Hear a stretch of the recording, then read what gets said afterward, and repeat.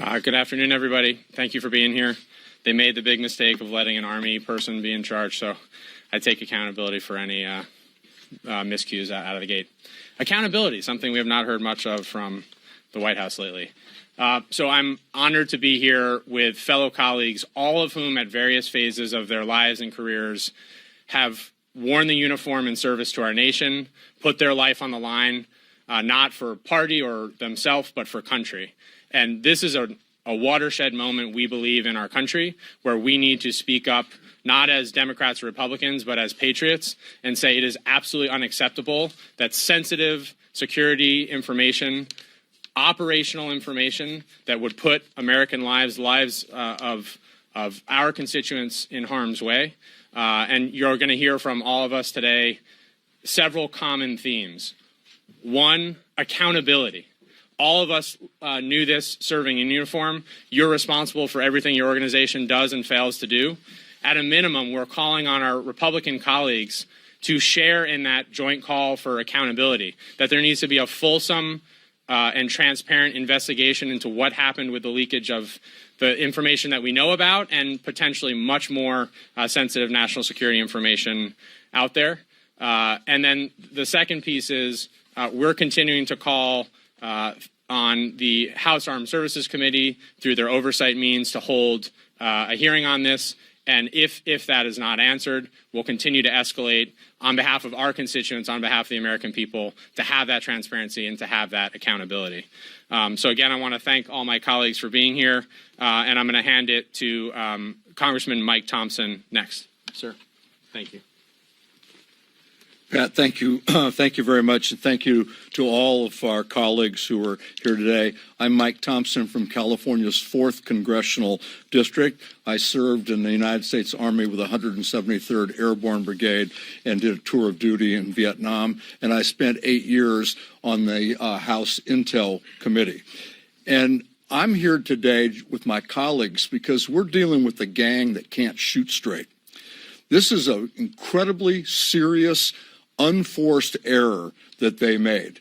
And their error put American service members' lives in danger, and that is not something that we're going to tolerate.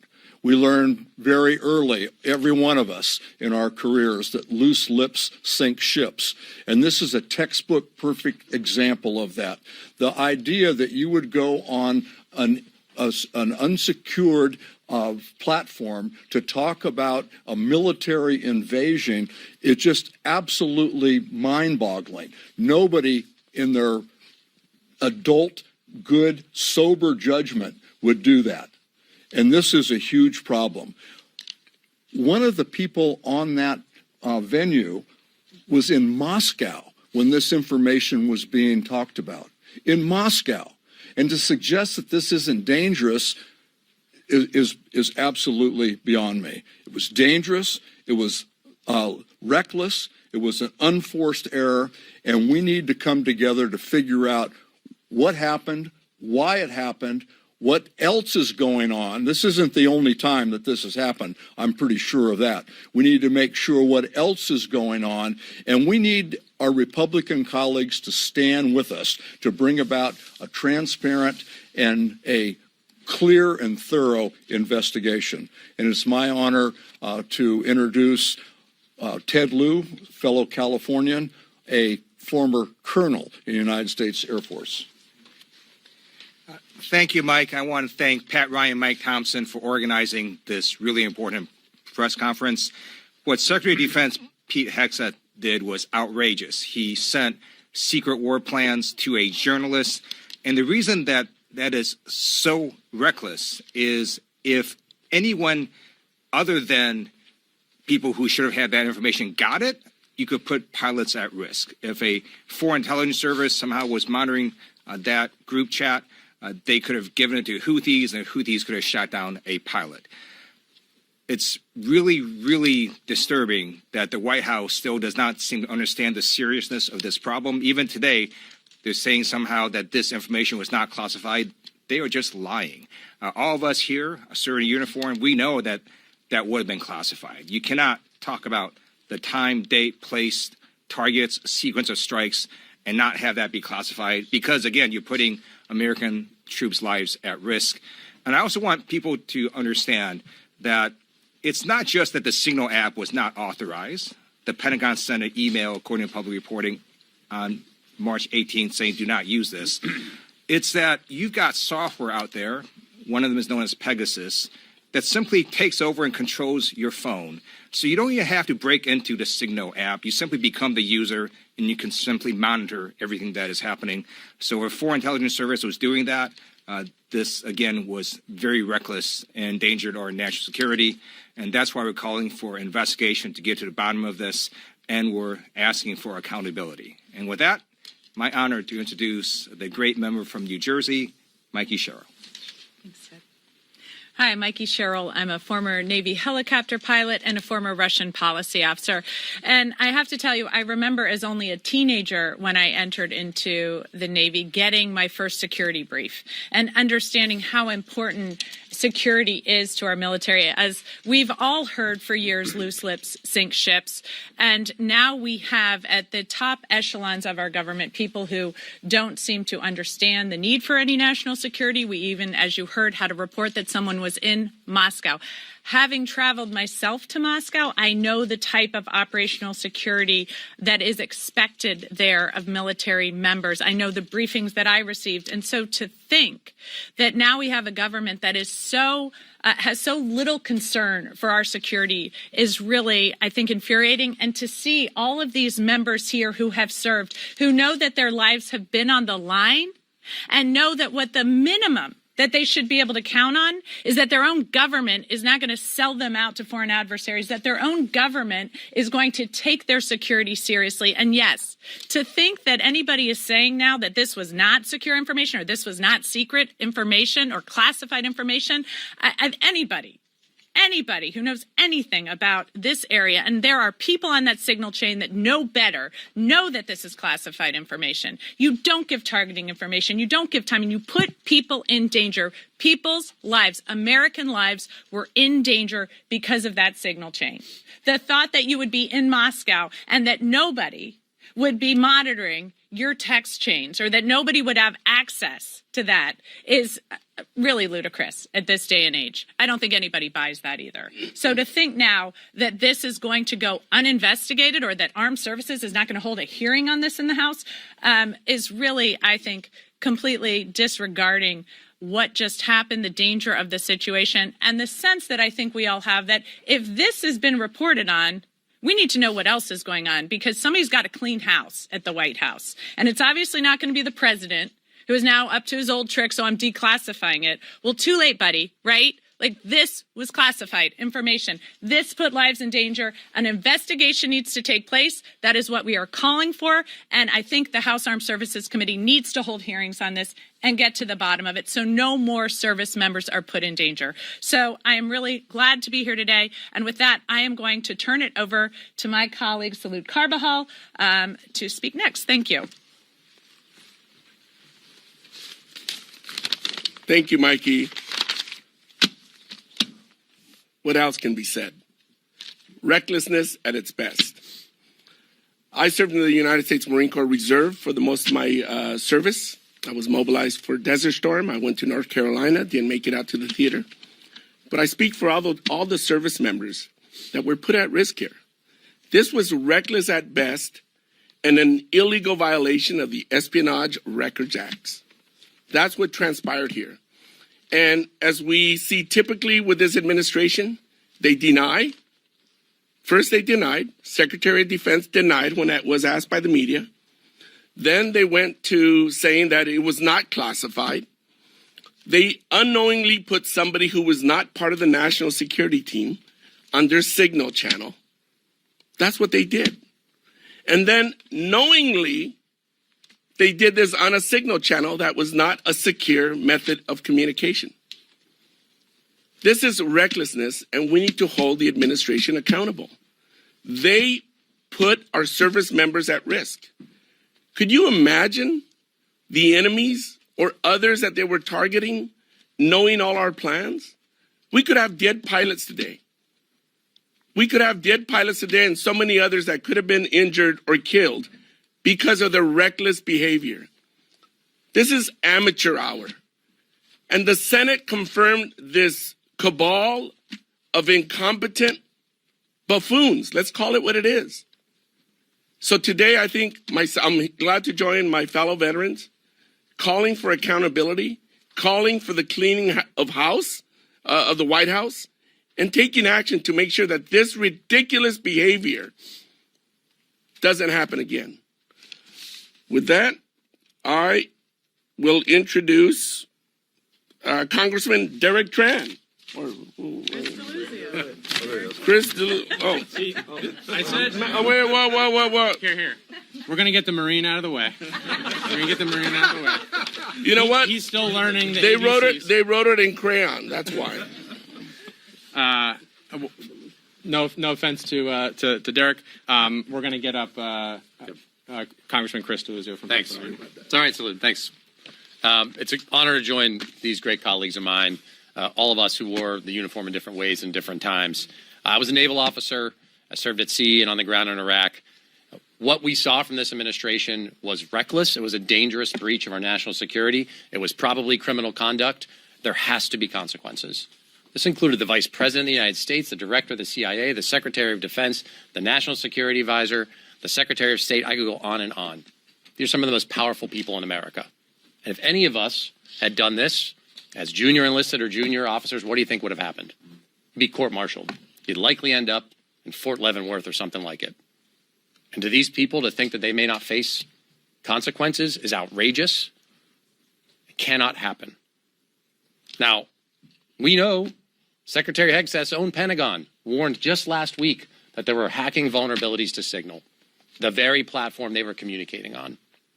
Communicating about, you heard it here, sensitive, classified material. There is no defense for this. And so what we are all saying here is something obvious. There has to be accountability. There needs to be a full investigation. And again, there are likely violations of the Espionage Act. There are likely violations of record-keeping requirements. They were communicating in a platform that purposefully deletes their communications. That is a violation of federal law. They are obscuring and hiding records from the American people. They were putting at risk the service members who were carrying out these strikes. Now, I said heads should roll. There have to be people who lose their jobs over this. There has to be a full investigation. I serve on the Armed Services Committee and join in the calls that there is a full public accounting for what happened here. And when we uncover exactly who committed wrongdoing, if those folks don't resign, we should remove them from office. There can be no defense for this. They put our national security at risk. It is our duty in Congress to make sure that oversight happens. And I know these members and I will do everything we can to make sure it happens. So with that, I'm honored to introduce a fellow Pennsylvanian and veteran, Congresswoman Houlihan, excuse me. Right. Sorry, Chrissy. No worries. And thank you very much. And thank you very much for organizing this and this opportunity to reiterate what has already been said. When I was a little girl, when I was 10 years old, I lived in Annandale, Virginia. My dad was the Navy person responsible to Secretary Brown, Secretary of Defense Brown. Under his bed, my father's bed, was a red phone. And I was instructed as a 10-year-old, never, ever, under any circumstances, do I touch or pick up that phone. Because that was the way that they were able to communicate back in 1970, whatever, to make sure that they could have conversations, active conversations. Fast forward to the 80s when I was an active duty lieutenant myself and spent the bulk of my career in a skiff, having learned all of the different ways that you manage classified information and don't manage classified information. If I had done this as a junior officer, I would have absolutely marched myself into my colonel's office and resigned on the spot. In addition, I would have expected to be sent to jail. So Pete Hegseth, Mike Waltz, Marco Rubio, listen to this list. Tulsi Gabbard, Kash Patel, and every other Trump administration official who uses Signal for war planning and mission execution has to be held to account for their stunning incompetence and their intentional clear defiance. So that's what we are all doing here today. We want to make sure that the hearing is called. We expect, frankly, that no hearing will be called, and so that we will have to at some point escalate this. But for either this group of Cavalier officials does not grasp the danger that they have put our nation in. If they don't grasp that, they just don't care. So either way, whether they care or don't care, know or don't understand, this is a colossal screw up, and they need to be accountable for that. So the issue for the administration is not to address, we talked about some red herrings, how a reporter got added to a Signal chat. That's a complete red herring. Although the gaslighting currently underway from the president and the National Security Council and themselves that's what they're trying to fool you with. I can tell you exactly what happened. We all use Signal. Accidentally, Mike White typed in somebody's name and he got added to the chat. And the rest is, as they say, history. And it's history because we now have the receipts. We can now, thanks to the Atlantic's reporter, have the magic of screenshots. And so as if we're being told that there is nothing to see here and that none of this is classified and that no information was shared on an unsecured or unapproved communication platform that was classified, then that's just fine. Then show us the money. Show us the receipts. Don't edit it. Don't redact it. Don't disappear it. Release it, and release it right now. But we know they won't do that either. They're lying about what happened because it was reckless, because it was probably illegal. They're covering for themselves and for others. They're gaslighting us here in the Congress, you here in the audience, everybody back home. The same people who have spent months and in some cases years pursuing leaks of classified information and promised forms of legal retribution are now tightening their own ranks and closing their own ranks. So who gets hurt when that happens? We've talked about it a little bit. Men and women in uniform get hurt and possibly die. And the fact that nobody did die apparently right now is just an accident of chance and luck. So we, the American people, and us, the members of Congress, we owe ourselves a level of accountability, and we call for an investigation and an investigation now. It is my privilege to introduce a fellow colleague, also from the Armed Services and Intel Committee as well, Representative Jason Crow of Colorado. Good afternoon. I'm Jason Crow from Colorado, and it is my pleasure to be here with my colleagues, my comrades and brothers and sisters in arms that represents almost 100 years of military service standing behind me here today. We all understand that our deepest and most sacred obligation is to protect the men and women in uniform who protect us every single day. There's nothing more serious that we do day in and day out here to ensure that these men and women are protected and that they can go home to their families when their mission is done. And it's that makes this incident, this reckless breach of security, so staggering, right? Because it not only put at great risk the lives of those airmen and women who were conducting an extremely dangerous mission that day, but it also represents a larger pattern. And I'd like to talk about that. See, this isn't a one-off event. This isn't just a singular mistake that the administration still hasn't admitted that it needs to fix. This is part of a larger pattern of disregard, of impunity, of not taking its job seriously in our most sensitive national security life and death decisions. Whether it's transmitting the names of intelligence officers in an unclassified channel to the White House, whether it's Elon Musk's private employees hooking up a personal computer to a sensitive national security system, compromising that system, whether it's giving Elon Musk and his employees access to private, personal, financial, and data of American people. This happens over and over and over again.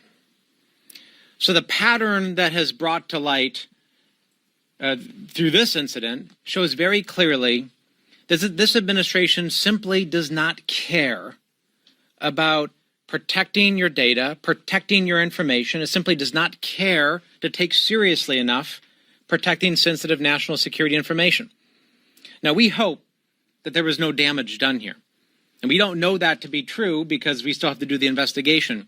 But folks, it is simply a matter of time before the culture of recklessness and impunity of the Trump administration is going to get a lot of people hurt very badly. And that will only be stopped if there's a change in culture. And the only way you change culture is by getting information, bringing it to light, and then imposing accountability on those responsible.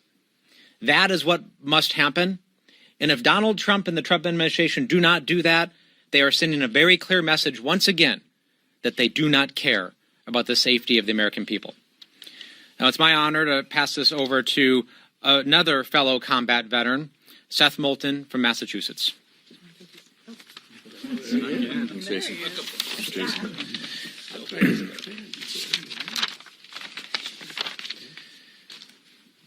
Accountability is back. Accountability is back. I quote Secretary Pete Hegseth. That was our Secretary of Defense on the record just a couple of months ago. Now the debate among national security professionals is over whether the Secretary was just incompetent or whether he was drunk.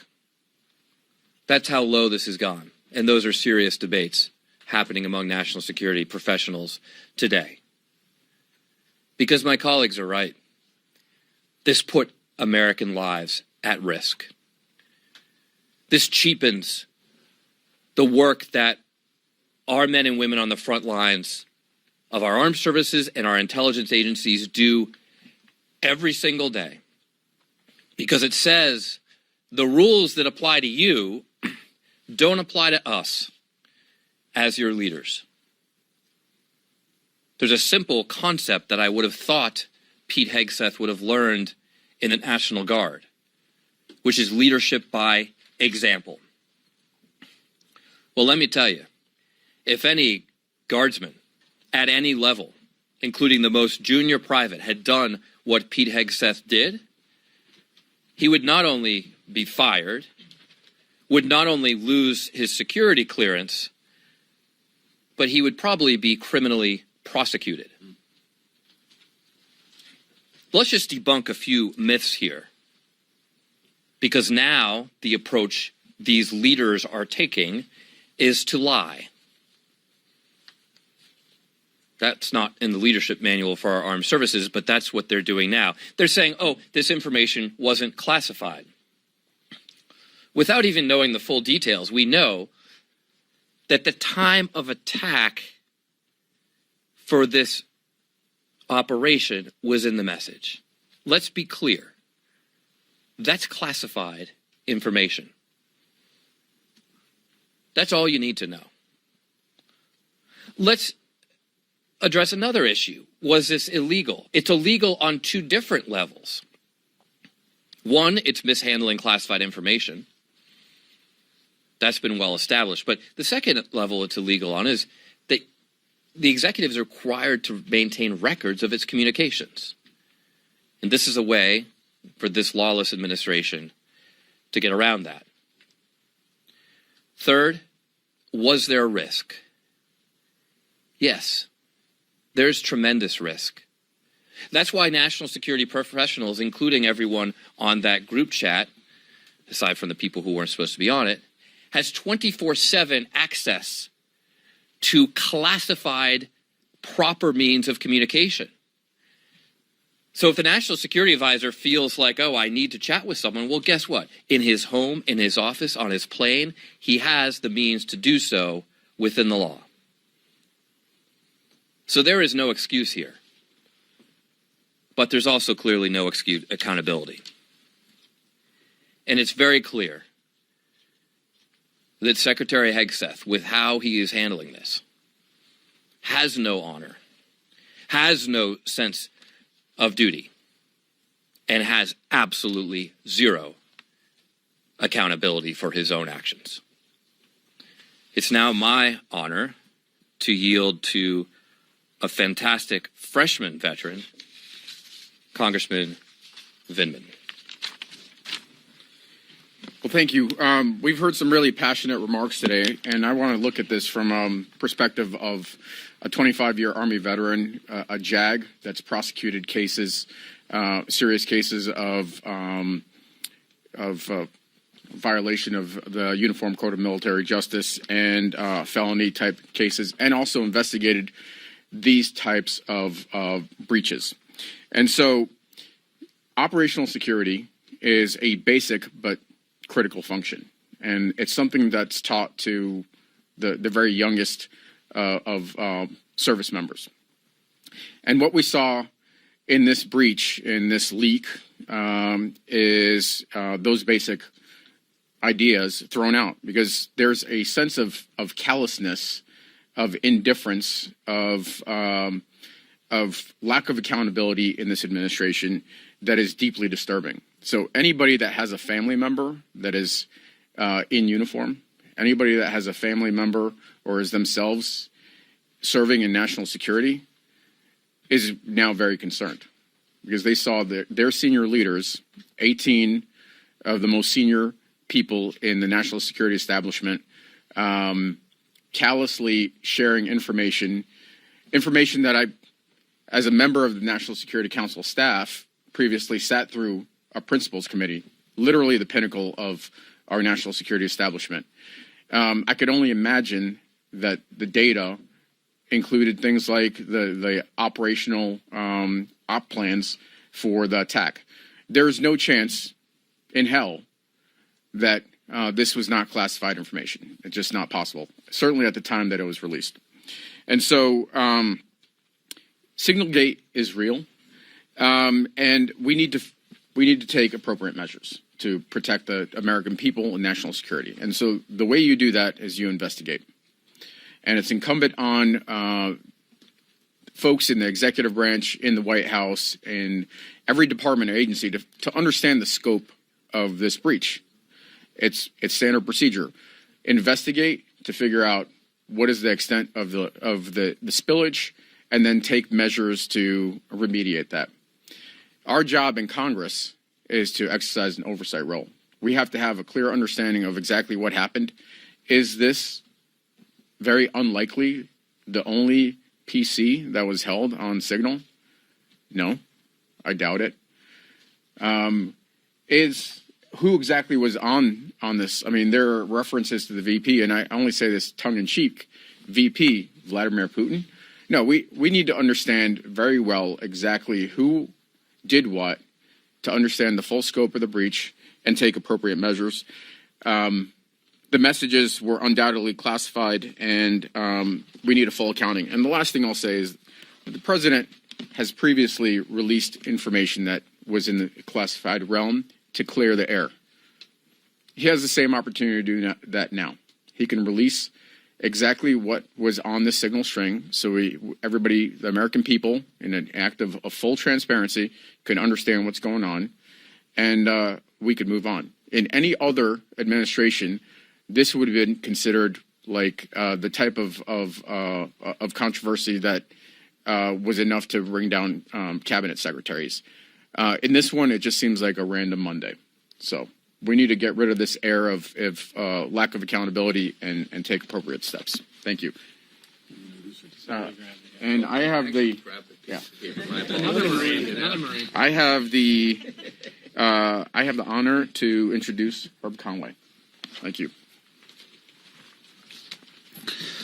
Well, you've heard quite a lot, quite properly, about this very serious breach. The superlatives go on and on. The worst security breach that anyone has seen in our nation's warfighting history since, I don't know, for decades.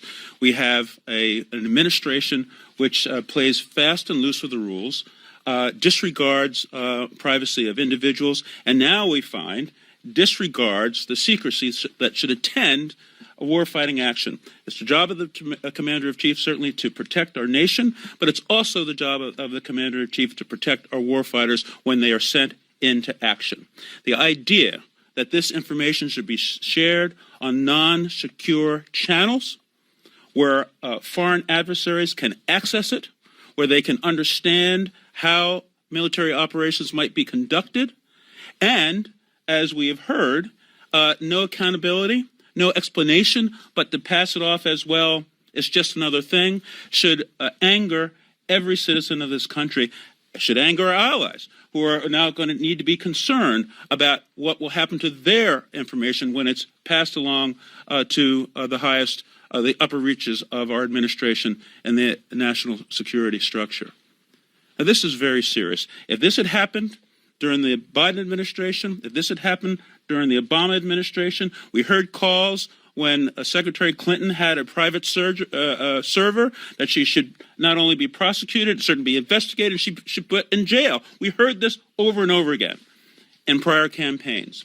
Now, this has happened at this time with this administration. If it was Biden, if it was Obama, we would be having hearings. Hearings would be scheduled before even all the facts were out, and they'd be calling for not only an investigation, they would be calling for resignations. We have heard and we understand from people who know, from news organizations who know, that if any person who was a contractor for DOD, any person who was in the military who had engaged in this kind of security breach, they'd be out the door the next day. We've heard that people recognizing they made a mistake would step forward and resign, but we don't have that moral authority, unfortunately, the people that are at the top of our military and defense structure. And so we are certainly calling for accountability, but in this gentleman's opinion, a true accountability will occur when the Secretary of Defense Hegseth resigns his office, as he should, just like any enlisted person or any other contractor for DOD would have to do, and National Security Advisor Waltz should do the same.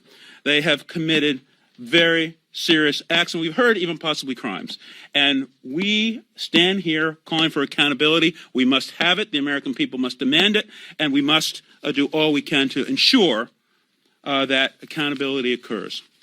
It's my honor and pleasure to bring forward, for the second time, Congressman Tran. Is that right? Thank you.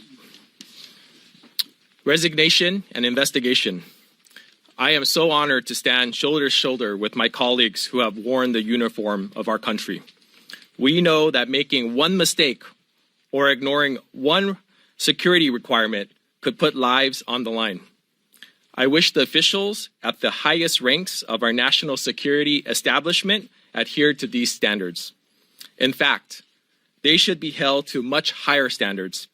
They hold the ultimate responsibility of protecting American lives and the security of our nation and our allies.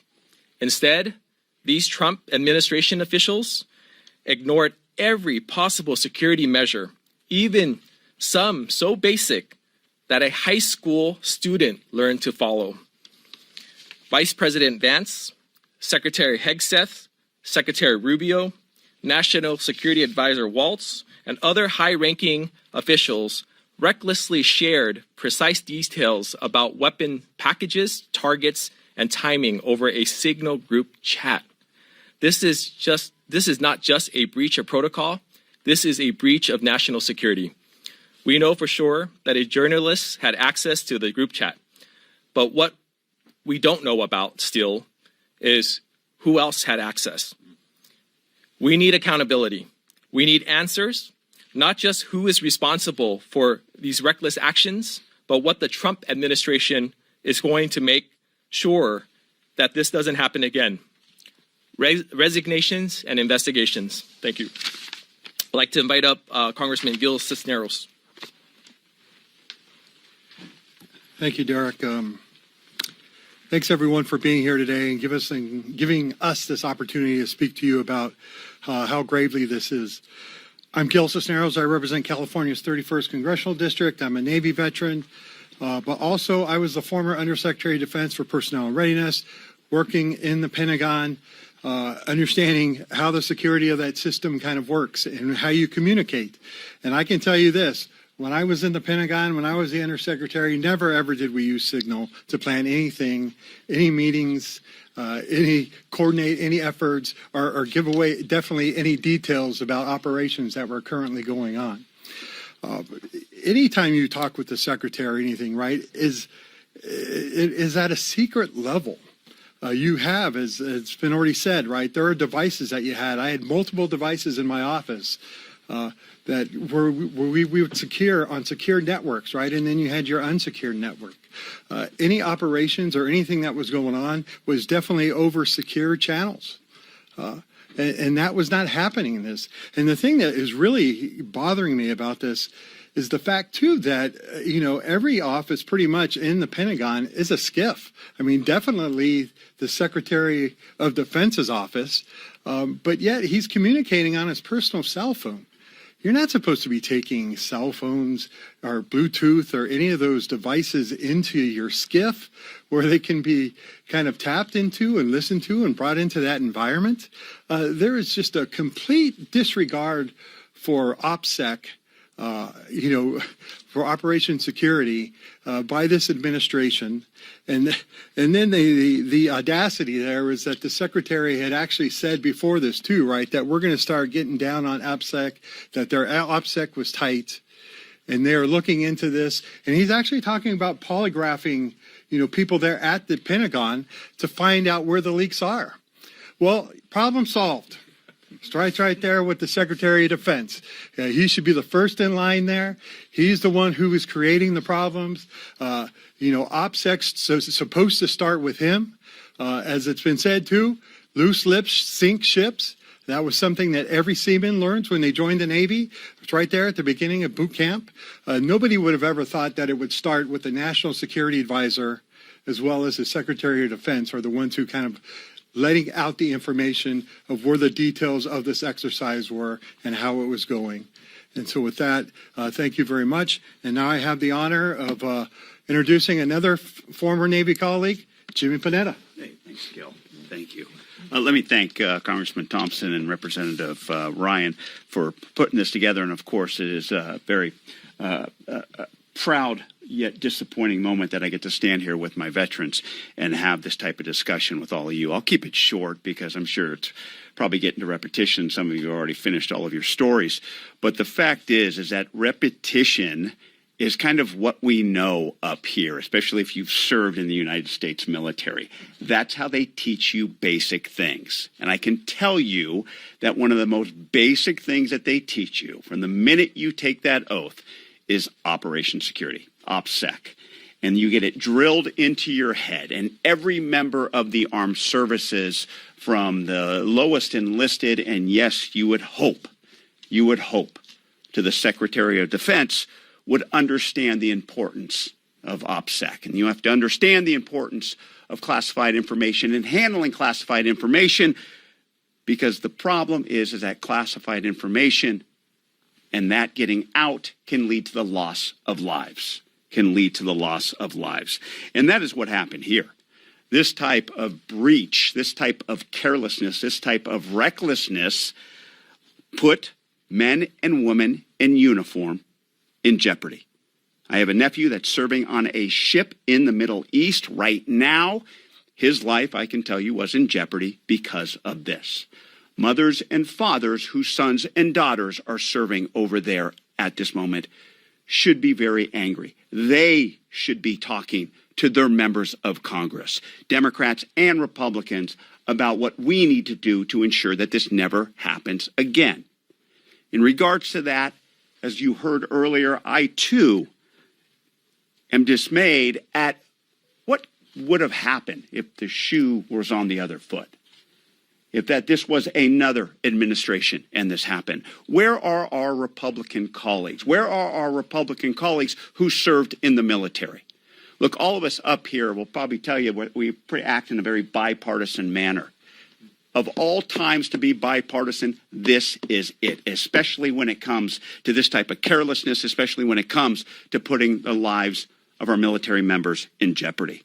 And so I'm here to basically say, to call out and to ensure that we hope that we can ensure not only oversight of this situation, but that this is the type of oversight that needs to be done by Republicans and Democrats, especially when it comes to the men and women in our armed services.